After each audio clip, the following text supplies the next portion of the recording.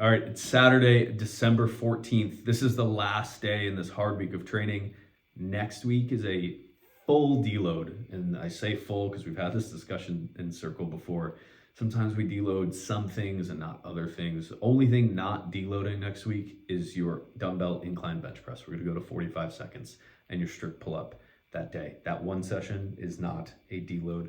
Every single other session is a deload. Strength, accessory, all of that is taken down a little bit. Your cardio will stay hard because we're looking to just kind of get the fatigue out on the lifting, but it will be a true deload next week. And I'll be saying a lot of the same things I said about skipping stuff this week and about recovery. But just know that if you're really feeling banged up, come Monday, you're going to have a nice deload week. You probably won't feel great on Monday still, even though it's a deload. It will take to the end of the week to feel better. But that's for next week. Today, this is one of my favorite formats to run specifically on power snatch. We can do it with really anything. I love it. I think it's a lot of fun. You're going to go every minute and a half. So every 130 for 12 minutes. You have 8 sets, 35 double unders, 1 power snatch. You're going to start around 60% of your power snatch. It's going to feel really light. And you're going to build to a heavy single over the 8 sets. I find this A, just fun because it's different, but B, doing those double unders, it's kind of explosive. It gets you kind of primed up and it keeps your mind off of just setting up for this perfect snatch, which we can get in our own head about.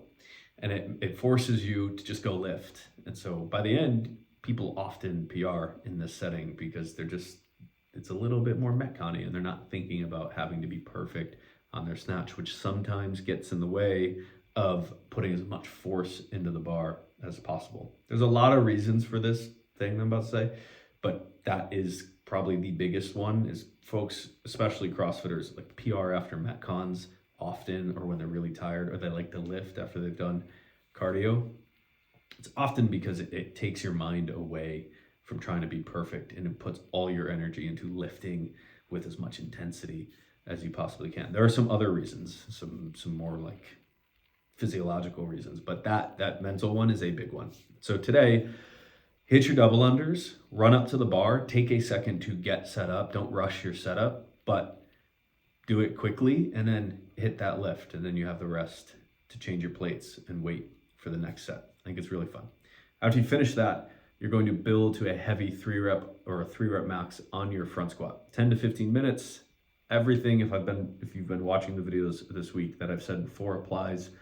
Don't do triples all the way up. Because if you're going up to 200 pounds and you do a triple at 170, 185, so on, those are working sets, right? They're hard enough to be fatiguing. You do a single at all those, it's not that fatiguing, right? It's just 1 rep.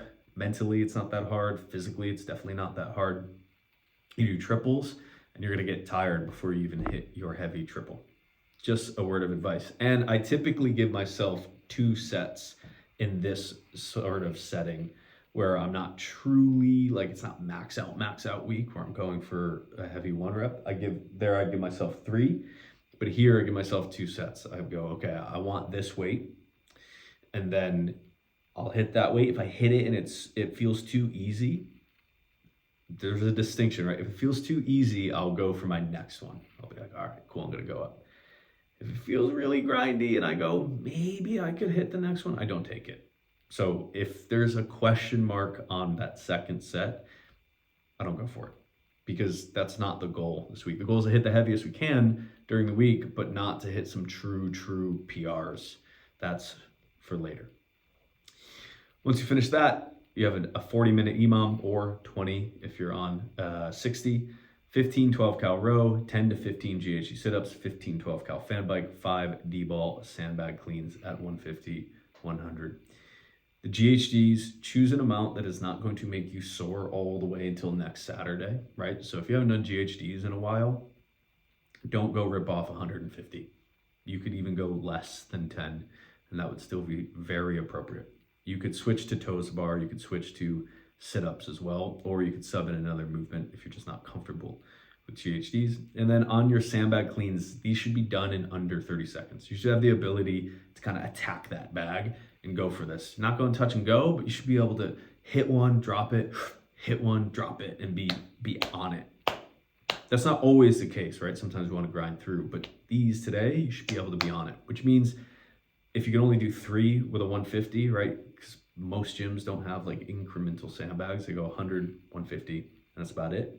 You can change the reps here. If you do have a bunch of sandbags that are kind of mid weights, I know some folks do, then you could change the weight, but likely we'll scale the reps.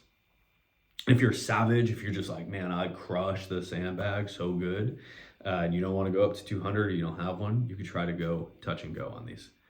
Once you finish that, notice that if you've been following along, there's no D-ball walking or holding or sandbag walking or holding. That's on purpose.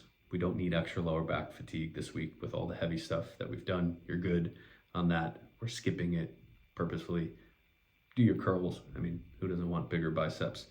And then your running intervals. You notice that these have changed. So last week was our final week of 1,000 meter sets. So really big, long session. We're moving into some shorter stuff with a lot of intensity. So this week you have a 1,200 to buy in at a moderate pace. This should be something that you could definitely run for a 5K, maybe longer. So it doesn't need to be that hard. You're gonna rest 2 minutes, and then you're gonna do 400, rest 30 seconds, 300, rest 30 seconds, 200, rest 2 minutes. These should be done at just an incremental increase, right? Notice the language here. It's arbitrary. I know some people hate this, but I promise if you get good at following this type of language and programming, you're going to know yourself a whole lot better. And so when a workout comes up and there's not a pace assigned to it, or it's something that you maybe haven't done before, you're going to know how to approach that better if you can listen to yourself on stuff like this. So I know some people hate it, but just follow along and I think you'll get better. The language is fast pace, faster, fastest. No actual pace is programmed there. The goal is that you're running at something that feels like a fast pace, but you know you've got a little in the tank, you go a little bit faster on the next one. And then same thing, that distance is increased by or decreased by 100 meters, you're able to go a little bit faster, right? You don't even have to look at your watch. It just needs to feel this way. It feels a little faster. Then 30 seconds of rest, and then your 200 is your fastest, right? For some people, based on kind of like who you are as an athlete, this might be a sprint. For some people, this might be just like so marginally faster than the last set. Depends on who you are, but that's what we're looking to do. Not super scientific, but very effective. Get a little faster on each of those and be able to repeat it for those 3 sets. Personally, when I'm doing a lot, my best running I ever did in this kind of distance work. So not super long, not super short, that like middle distance that we often see in CrossFit. The best I ever was at running, the best my mile was, I didn't train a single session with my watch. It was all by feel, all with this language, completely untracked, other than volume, right, in the progression, but completely untracked. The paces were not assigned. And that was the best I was ever at running. And I had the best feel for running. I was the fastest I'd ever been. And I felt the most in control that I ever did without tracking any of those paces. So some people are gonna hate that, but I think that it is worth at least giving it a shot. Once you finish that, you are done with this whole week. Next week will be a deload, and I will see you guys here for it.